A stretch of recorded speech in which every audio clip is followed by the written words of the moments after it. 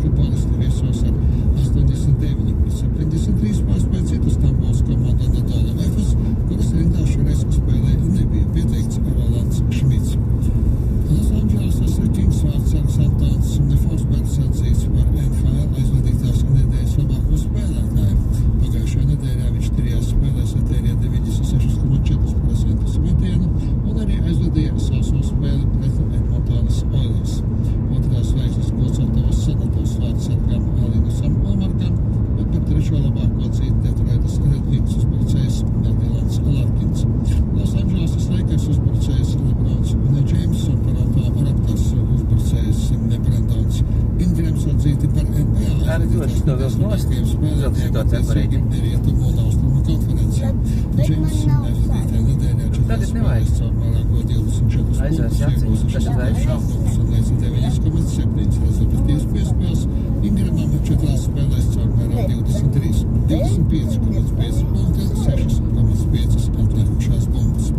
Jelgavas Zemgale LBTU Elektribet hokeja līgas finālsērijas 4. spēlē 19. šodien Solaukumā tiksies ar Morgo RSU vienību, kas sērijā līdz 4 uzvarām vadībā 2-1. Tiešraide TV4 un platformā sportacentrs.com. Basketbola klubs Ogri šodien aptiekat Latvijas basketbola līgas 4. finālsērijas 2. spēlē 19. tiksies ar Ventspili. Tiešraide Best for Sport TV. Pirmajā spēlē sērijā līdz 3 uzvarām pārāki bija Ventspils basketbolisti. Latvijas sieviešu futbola izlase šodien Daugavas stadionā Rīgā 2027. gada pasaules kausa izcīņas kvalifikācijas turnīra B-līgas spēlē 20. tiksies ar Portugāles valsts vienību. Tiešraidi vietnē futbols.tv. Portugāles izlase piedalīsies pēdējos 3 Eiropas čempionāta fināla turnīros pēc kārtas, bet 2023. gadā debitēja arī pasaules kausa fināla turnīrā. Šajā kvalifikācijas turnīrā Latvijas izlasē ir 2 zaudējumi, bet Portugālē 2 uzvaras. Radio SVH sporta ziņas kopā ar F Rīga un Rietumu banku. Tāpat kā dzīvē nav 2 vienādu rokrakstu vai raksturu, tāpat nav arī 2 līdzīgu biznesa izaugsmes stāstu. Un tāpat kā dzīvē, arī biznesā mēs meklējam tos, kas vēlas mūs saprast. Veiksmīgi uzņēmumi prasa uzmanību un iedziļināšanos. Brauksim mierā, Kārlīti. Izbaudīsim braucienu.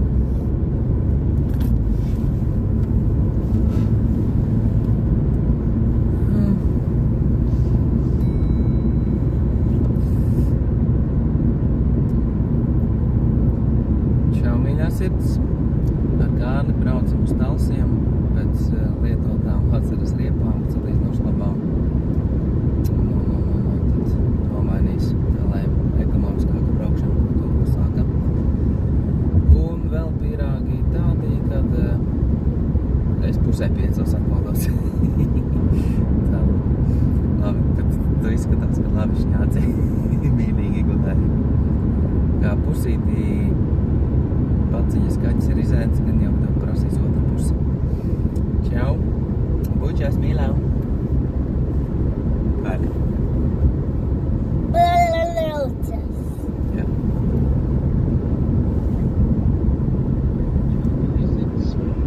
Ar Gāni braucam uz Talsiem pēc lietotām atceras riepām, salīdzinoši labām. Tad nomainīs, lai ekonomiskāka braukšana būtu sāka. Un vēl pīrāgi tādi, kad es 4:30 atmodos. Labi, bet tu izskatās, ka labi šņāci mīlīgi gudēji. Kā pusītī paciņas kaķis ir izēdis, kad jau tev prasīs otru pusi. Čau! Bučās mīlām! Kādi? Jā. Nu, tu dod.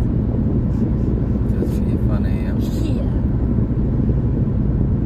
Tu pateici pīlācis. Ko? Tu pateici pīlācis. Tu pateici pīlācis. Pīrāgs, jā? Japan has a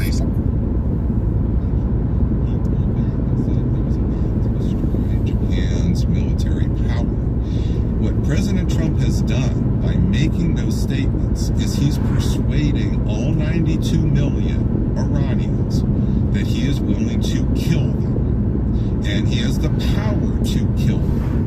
And yes, he pulled back from killing them on Tuesday. And yes, he may not have used nuclear weapons on Tuesday. But if any other leader had said that, imagine Vladimir Putin stands up and says he's going to end American civilization tonight. He's got the weapons to be able to do that. Are we just going to sit back and say, oh yeah, he didn't do it, he must not have meant it? No, that would mobilize enormous anger against Vladimir Putin in the United States, even among Democrats. And my point here, Stephen, is before this war started, we had a real pro-democracy movement in Iran. And on your show, I told you this was going to fade. This was one of the predictions I made to you. So this is going to fade over time. You're going to see nationalism bonding the society and the regime closer together. President Trump is bonding them together like never before. If you're one of the pro-democracy individuals here, movement in Iran, where are you going to go for protection? Are you going to go to Donald Trump, who's threatening to kill you with essentially nuclear weapons? Or are you going to go to your own government? This is going to hasten the support, increase the support for Iran developing nuclear weapons. The pro-democracy movement is now likely to support this. On that point, one of the questions and one of the points raised by the audience last time in the conversation was really, we didn't spend enough time talking about the 90 plus million people that live in Iran that are often, many of them, caught amongst all of this absolute chaos. And I was looking at a bunch of messages from people that are living in Iran. I've read some of them from ordinary citizens. I'm not great at math, but where will the money, the resources, and the experts come from to build a country that ordinary people spent decades trying to build? This is a different person. From the beginning of the war until today, we have been bombarded. Not only are we not one step closer to freedom, from what I can see, we are miles away from it. From another person in Iran. A whole civilization will die tonight, never to be brought back again. This has deeply terrified me. It raises really the question. A lot of this discourse doesn't speak much to 90 plus million people that are living there and that are having to exist under this terror. And like the best way that I could conceptualize it is I imagined if I'd woken up one day and Vladimir Putin or some other leader around the world had said that they were potentially going to end the civilization that I live in, the country that I live in, tonight, how would I be feeling? And if I was hearing bombs go off all the time, how would I be feeling? And if things were escalating when me and my family lived, how would I be feeling? And it is chilling to think about. It's chilling because this is now moving the needle inside of Iran to make the ordinary person on the street, even the pro-democracy movement, willing to tolerate Iran killing Americans. Because we're killing them. And we're saying we're going to do it even worse. And we're even beyond that. We're saying at the whim of a president who wakes up thinking maybe this will help save his presidency, he is willing to kill the entire civilization of a country because he thinks maybe this is going to be his golden off-ramp to get out of this problem for himself personally. And by the way, we've in our country, when Al-Qaeda attacked us on 9/11, there was tremendous fear there would be more attacks by Al-Qaeda in the weeks afterwards. There was just much fear. I've done the studies of the American public opinion on this. It's the fear of Muslims killing Americans that's driving the support for the Iraq war. If this is happening to Americans, you can only imagine what's going to happen to the ordinary Iranians. And they've been subjected not to just one attack, 40 days of attack. So for the average Iranian person that opposes the regime in Iran and has been living under terror and oppression for many, many decades, what do you think happens next for them? They're the group of people that I think about and care about the most in this equation. We spend a lot of time talking about US power and we talk about lots of these other regional partners, but there's like 90 million people stuck right in the heart of this that often don't really have a voice. their life expectancy will go down in measurable years. So if we had taken out the electric power, so this is something I know quite a bit about. In the 1990s, I was working for the Air Force. Literally under my boss was John Warden, the leader of the leadership decapitations, and he brought in, not classified at all, he brought in engineers of electric power plants to teach us how to take down electric power. The electric power grid in Iran, it looks like a network. And that network has big nodes. That's what President Trump said. He's going to take off the big power plants that produce in the 10s, 20, 30 megawatts range. And there are probably about 130 nodes altogether. But if you just take out the top 10, you're probably going to take down the entire network, because the top 10 nodes are distributed in the right places to support different electric power, different regions of the country. You have two choices in targeting sense. You can take out the transformers, in which case you knock it out for a week or two. And it is inconvenient, and yes, there will be some people who will die. There were human chains around those targets, by the way. Those people would die. But if you took out the hulls, the generating hulls, that's the giant turbines that are huge. There is no backup to those. Each of those is specially made. You will be knocking out that generation for 6 months, 12 months, maybe 18 months at a minimum. What that's going to do is stop all dialysis in the country.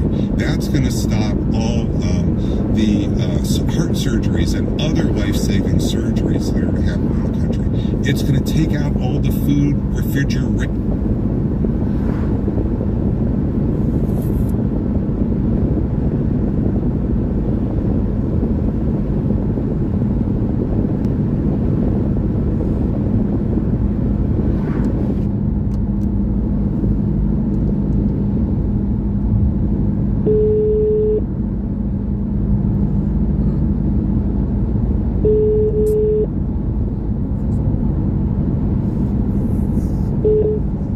Jā, Sveiki, tad pēc minūtēm 10 būšu.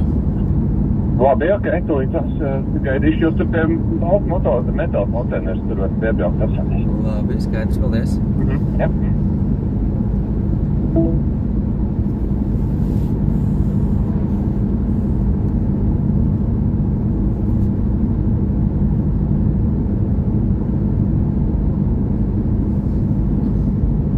Where does outside? No sākuma mēs brauksim nopirkt riepas.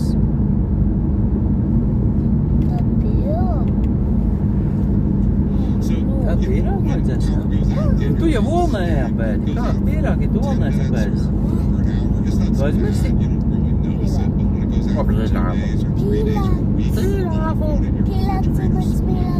And you can't eat it fast enough. You can't give it away fast enough because it's happening to everybody on your block. Well, that's what would happen across the country. So there's going to be an enormous amount of spoilage of food, and that refrigeration then is not going to be available to come back. And so you're going to have enormous hunger problems here. So people that were already malnourished, they are going to be susceptible to more disease. So you will end up lowering the life expectancy in a measurable way of that population. This company, so there's been a lot of talk in the recent days about a ceasefire, and Trump said he was going to, he said tweeting terrific things about ending the whole civilization tonight, and then at the final hour said that they had proposed a 10-point plan and that there was going to be a 2-week ceasefire. What do you think was actually going on there? The collision of stages 3 and 4. So what you are now seeing is we are now understand we're in it for the long haul, which means we can't go back to February 27. We can't undo the last 40 days. It's just not going to be possible. So there's only two futures going forward. Future number one is that ground war option, and we've talked about how terrible that is, and of course that's obviously bad cause. But future number two is Iran as an emerging fourth center of world power. And that is incredibly damaging to America's power. And that is going to be damaging to President Trump's legacy. Is there not another option where Iran, their leadership says, okay, we won't make nuclear weapons, okay, we'll be friends, okay, it's all over, please stop bombing us, let's go for peace? So my response to that is I've been studying the history of international politics for over 35 years. I know quite a bit about great power politics and regional power politics going back 300 years. I have never seen a country at the regional level or at the great power level surrender power. Did America, after World War II, decide, well, yes, we have the capability to build nuclear weapons, but, you know, we want to get along with the Russians who helped us defeat Germany. So what we're going to do is we're going to actually have a deal, an arms control agreement. In fact, this was proposed, by the way, and we rejected it, which is we're just going to not go down that road. We're going to surrender the power advantage that we have here so that we can be cooperative with the Soviets who had just worked with us to defeat Nazi Germany. So that's not going to happen? There's no evidence in history, in our history, we've never surrendered power, even when it might have been a good idea. We haven't done that. They're not going to do this. They're not going to do that? No, they're not going to do this. You already see this in why the ceasefire is breaking down so fast. It's breaking down so fast because essentially President Trump, he didn't just declare victory. He said that Iran's not going to have all this power that I'm explaining to you. And what Iran did is almost immediately assert, oh, yes, we are. They've come right back right away. If President Trump is expecting that out of the goodness of their heart, they're going to surrender emerging world power, this is just a fantasy. It's not going to happen. He wouldn't surrender power. Why is he going to expect Iran's going to surrender power? So I'm looking at this apparent 10-point proposal submitted by Iran. And you've got to take this with a pinch of salt because there's different reports about what this 10-point proposal looks like. But it says that based on official releases from the Iranian state news agency, the IRNA, and international reporting, the 10-point proposal from Iran to the United States was for a permanent ceasefire, number one, end attacks on allies, a complete halt to Israel and US strikes across the region, specifically Lebanon, Iraq, and Yemen. Number three, reopen the Strait of Hormuz. Iran will allow safe passage through the Strait of Hormuz. Collect tolls. Iran will charge a fee, reportedly $2 million, for each ship passing through the strait. Revenue sharing with Oman, which is toll revenues, will be split with Oman as custodians of the strait. Number six, lift the sanctions, the complete removal of all US primary and secondary sanctions, release assets. Number seven, the immediate return of all frozen Iranian funds held abroad. Number eight, the right to enrich uranium, US acceptance of Iran's right to domestic uranium enrichment, while Iran commits to not seeking nuclear weapons. Number nine, war reparations, full compensation paid to Iran for reconstruction costs from the bombing. And lastly, number 10, the termination of all UN resolutions against the regime and a new binding UN Security Council resolution to enforce this deal. Now, listen, I don't know a lot about what I'm talking about. However, it sounds like a good deal for Iran in many respects. On every single point. And it also validates Iran as an emerging world power. So all of those points in the details, if you think of them as a flow diagram, all 10 of them are adding up to validation of Iran as top in the hierarchy in the Persian Gulf. So why is it so important to be the number one strongest state in the world? It's because in the last 300 years, whether it was Britain, the United States, or whether it's China in the future, the number one state typically dictates the rules of how the world systems operate. Well, what you're seeing with Iran is they want to dictate the rules in the Persian Gulf, and that's what that is. Now, if we pull this over, which I love your props here, that is good. So right now, you see